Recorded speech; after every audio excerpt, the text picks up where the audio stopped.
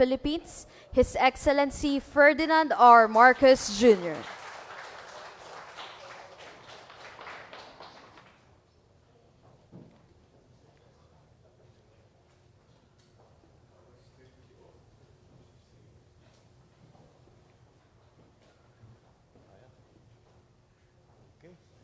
Please, first of all, welcome to Malacanang for this oath-taking ceremony of the Vice Mayors.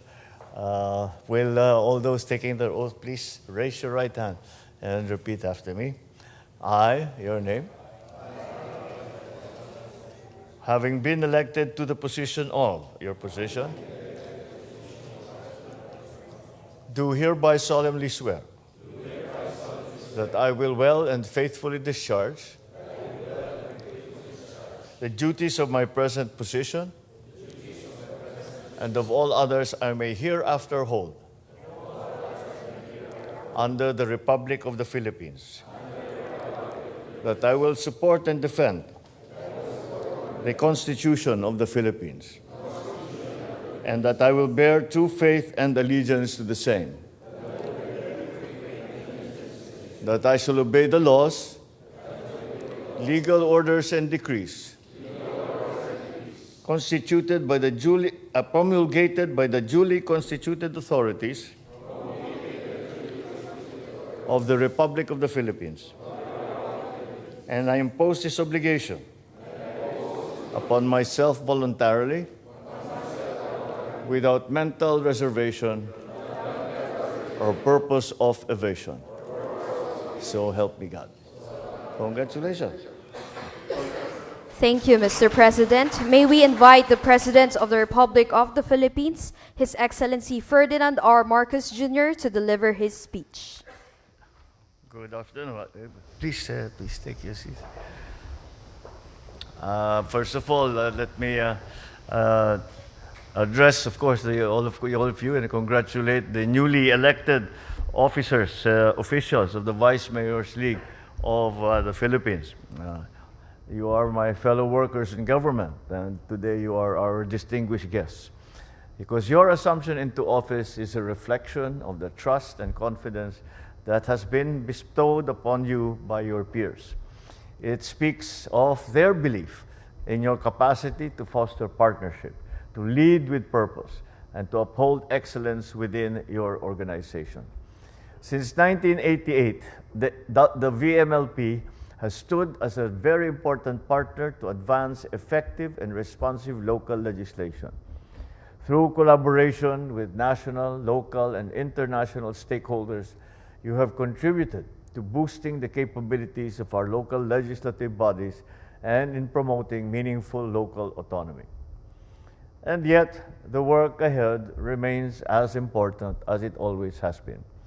Because across the Philippines, many local government units continue to face limitations in administrative, financial, and technical capacity. And these constraints affect your ability to fully perform devolved functions and to deliver services to the people efficiently. This is reflected in data. Only 29% of LGUs passed the seal of good local governance in last 2023.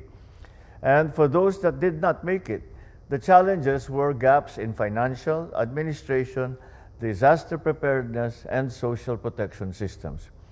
At the same time, local fiscal autonomy is still quite constrained. In 2021, 64% of LGUs were dependent on the national tax allotment, while externally sourced revenues accounted for 71% of their operating income. Beyond this, the transition to digital governance remains uneven. Many LGUs continue to face inadequate infrastructure, poor internet connectivity, and limited ICT resources. This is very important because with what the national government is doing is to digitalize and to make as many functions in terms of the contact between citizens and government at every level to be as easy as possible and to be digital if possible. only because we can do more, we can do more, we can do it more efficiently. We can watch our funds much better when it is digital. And there are safeguards that with digital transactions that we do not have when it comes to normal face-to-face transactions. One of the simple principles that we are trying to follow is to remove as much discretion in terms of the decision making as possible, so that you do not need to have fixers. You do not worry about abuse in the practice of these issuances, let's say, of certificates, of licenses, of permits, and those kinds of things that really make a very, very big difference and cause a lot of problems for our people. And simply, the efficiency is very clear. If you can do it over the internet, you do not have to find a way to go to the office. How many provinces, the regional offices, national offices are regional, and the regional office is, I don't know, 6 hours, 8 hours by jeepney away from where you have to go. And then you will be told to return after the first day because you need 3 more signatures, so you have to do that, etc. Alam naman natin lahat yan. Alam natin ang sitwasyon ng tao. So I only bring this up to point out how important the digitalization is. Because even if national government is fully digitalized, and we are getting there, at saka malapit na yung ating we have already issued around 90 million of the national IDs. And that will be the most important document that any Filipino will have, because that national ID will give them access to all of the services of government, to all of the transaction in government. Already, for example, sa BSP, Bangko Sentral, the large majority of their transactions are digital. In many other cases, most of the transactions are already digital. And we have already seen how the efficiency has improved. And that's why local government has to keep up. Now, I understand very well that local government, as I mentioned earlier in my remarks, there is a difficulty with funding for many local governments. And so the national government is willing to help. And that is why we have brought out so many programs. We have issued in turn, it is the national government's responsibility to increase the coverage of internet. But beyond that, in the GIDA areas, where there is no market even. So, the local, ang nangyari dyan is that the private service providers, sabi, wala kaming customer. Ba't kami magtatayo ng tower? Ba't kayo sabi namin, we always compare, just chicken and egg yan eh. Pagka linagyan nyo, magkaka-customer kayo. Pag inantay nyo yung customer, talagang walang mangyayari doon sa tower, etc., etc. So what we have done this, we are distributing SD cards, sinimula natin sa mga eskwelahan, and then we will increase that program to the GIDA areas so that we are giving away we are giving away SIM cards with something, I think it's 50 gigabytes per month or something like that for each facility. But again, if the local government still does not have the capability of interacting on a digital level with the rest of government, they will be left behind. And that's why I'm stressing that we, the national government, will do all we can to help. Alam naman namin that you don't all have IT experts in your staff na magtatayo nitong mga systems na ito. So we do have them in the national government and even in the private sector. Magpatulong tayo sa mga eskwelahan, sa mga technical schools to help us with that. So we are trying to put everything together. But I hope that you keep these priorities in mind.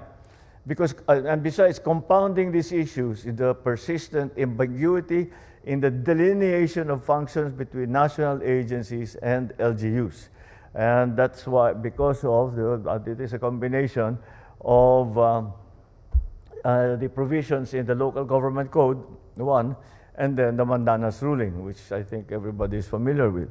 And right now, we are still having to uh, uh, modify, amend, go through the IRR of that the way the ruling is going to be applied. And what we have done, we have come to the conclusion that the way to delineate functions between national and local is those that belong to a program that is national in nature will be attended to by national. However, local projects, of course, will be up to the local government officials, and hopefully, once we apply the Bandanas ruling, we actually have already applied the Bandanas ruling. But since we were using 3 years before, we were looking at 2020. Ang koleksyon ng gobyerno noong 2020, alam naman niyo, napakababa dahil COVID, dahil sa COVID. Kaya't wala kayong naramdaman na increase. Although technically applied na yung share na increase ng local government, wala naman naramdaman dahil yun na nga, dahil wala naman masyadong koleksyon noong 2020. But as the years will go on, you will begin to see that. And so now we have to be very clear what is the responsibility of national government and what is the responsibility of local government. We also recognize that not all most LGUs have similar problem, have common problem, na pare-parehong problema. But no LGU is the same as any other LGU. So we will have to find solutions different for each one. And again, we have to be more open, and even siyempre, yung mga inaalala natin, makukuha kami kasi the rules are like that, and meron na kulang yung documentation namin. Yun talaga, that's really on the part of national. We're trying very hard to streamline all that. And mahirap kasi one of the main problems I'm sure that we will all agree in COA dahil ang dami-daming rules. At mahirap magkamali kasi madali magkamali dahil sa dami ng rules, contradictory na, patong-patong na yung mga batas, mga regulation. Kung talagang we have, I'm sure, I don't know if it's the same with you, but we would have departments na sa mga sa amin, department namin, kalahati nung nasa department, ginagawa lang yung report para sa COA. Para tinitiyak nila na hindi sila nagka-problema, hindi sila makukowa. In other words, hindi maki-question yung kanilang mga accounting. And instead of having those people, instead of working on a report and just making sure that all the comma is in the right place, all of the date is correct, the spelling of the project is correct, all of these things, imbis na nagtatrabaho sila, actually serving the people, they're spending all of their time on this. Which you'd understand also kasi pag hindi magandang pagkagawa, babalik yan, uulitin na naman. Pagdating ng Enero, pupuntahan ka na naman ng COA at sasabihin, paano nangyari dito? Bakit ayusin natin ito? Ano bang problema? So that's the problem that we are facing. But we are nagkakaroon ng conflict because we also have to expect the local government code, RA 7160. Marami na rin dyan mga concepts that are obsolete.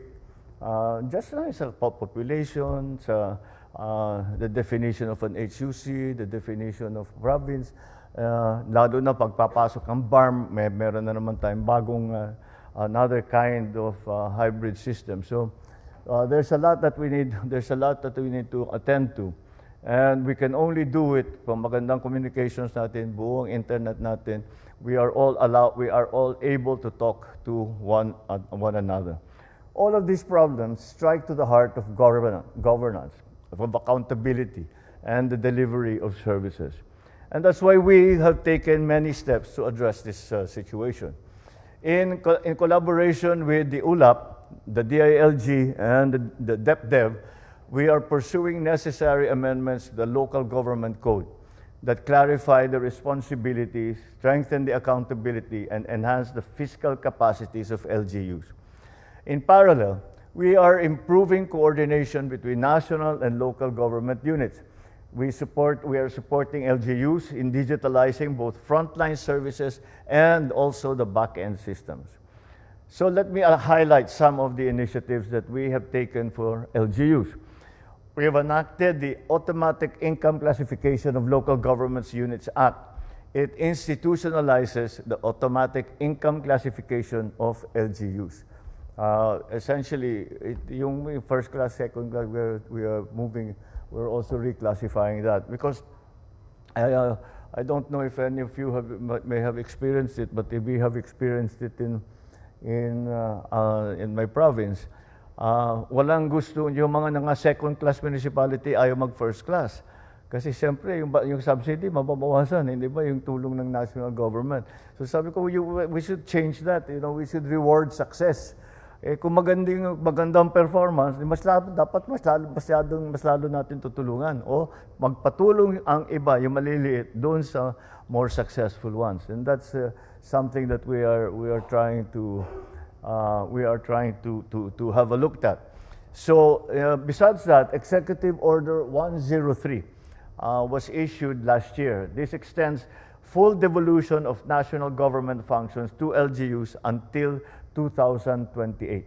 This provides the necessary time to build capacity and because we recognize that there's different levels of readiness with the different LGUs. Kagaya ng sabi ko, alam naman natin, iba-ibang ang lagay ng iba't ibang LGU. So we will of course try to take as much of that into account as we can. We also launched the Electronic LGU System, or ELGU, to help LGUs digitalize frontline services. And this enables citizens to access permits, tax documents, civil registry records, business clearances. Lahat ito will be able to be done online. As of the end of December last year, over 942 LGUs have already become part of the ELGU system. In February of this year, we launched sa Bagong Pilipinas, Bawat Bayan Makikinabang. This expands the Local Government Support Fund na matagal na nating naririnig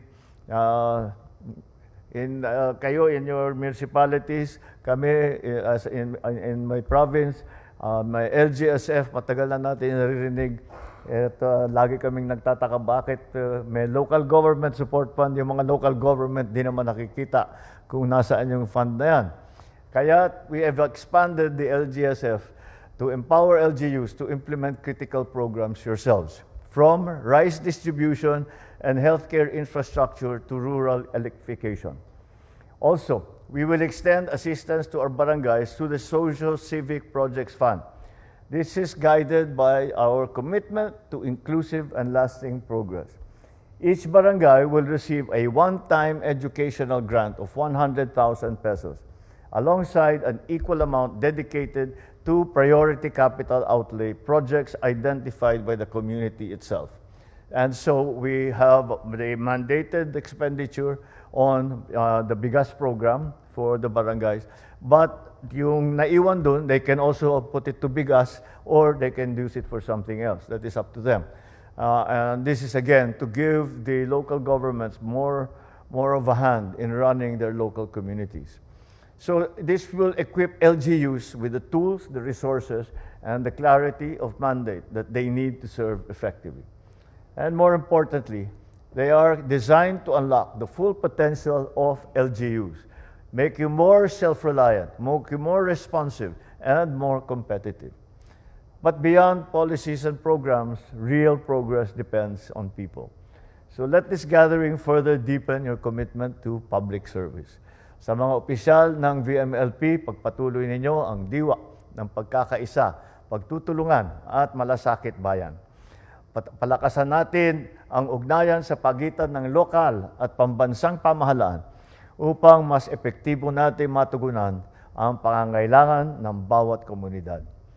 Sana manatili kayong matatag at porsigido sa inyong paglilikod, lalo na ngayong maraming krisis na kinakaharap ng bansa dahil sa tensyon na nangyayari sa gitnang silangan. Patuloy nating gabayan at suportahan ang ating mga mamamayan hanggang sa sama-sama natin malampasan ang mga pagsubok na ito. Let us together shape a future marked by accountable governance, by responsive public services, and inclusive opportunities for every Filipino to thrive in dignity and to become his best. Maraming salamat at mabuhay kayong lahat. Thank you, Mr. President. May we request the President to kindly grant us photo opportunity. May we call on the National Executive and Board officers to please proceed in front to join the President for the photo opportunity.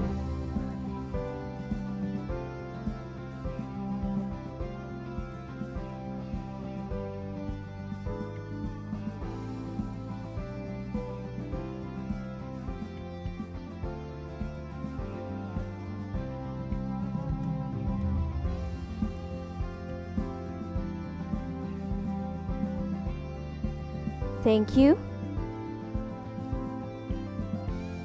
Thank you. And now, may we call on regional presidents and national officers.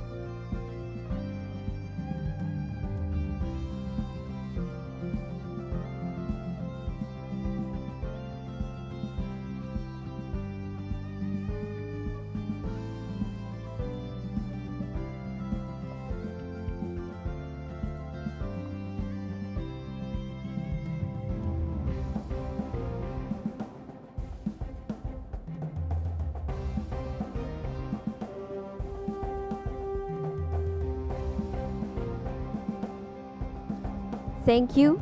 And thank you very much, Mr. President, and congratulations to the Vice Mayors League of the Philippines National Executive Officers.